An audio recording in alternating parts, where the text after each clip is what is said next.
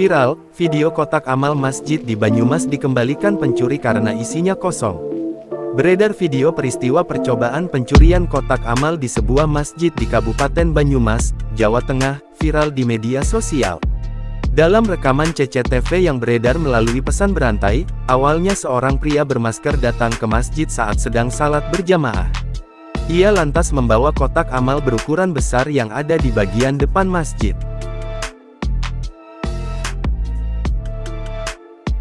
Namun tak lama kemudian, pria itu datang kembali mengembalikan kotak amal tersebut. Dalam pesan berantai itu disebutkan, peristiwa itu terjadi di Masjid Al-Mujahidin, Desa Banjarsari Kidul, Kecamatan Sokaraja, Kabupaten Banyumas, Minggu, tanggal 21 Januari tahun 2024.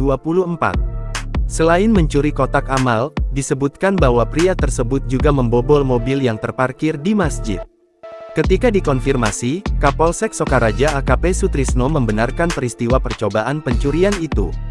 Benar, namun kotak dalam kondisi kosong karena baru diambil hari Jumat selesai Jumatan, kata Sutrisno kepada wartawan melalui pesan singkat, Senin, tanggal 22 Januari tahun 2024.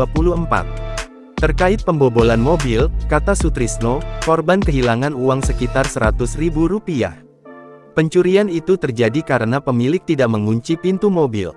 Tidak membobol mobil, pintu enggak dikunci.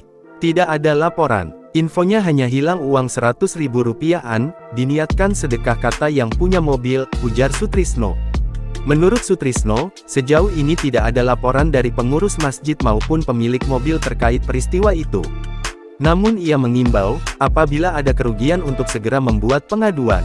Sementara tidak ada kerugian dan kami menyampaikan kepada Babin Kamtibmas jika ada kerugian segera membuat pengaduan, kata Sutrisno.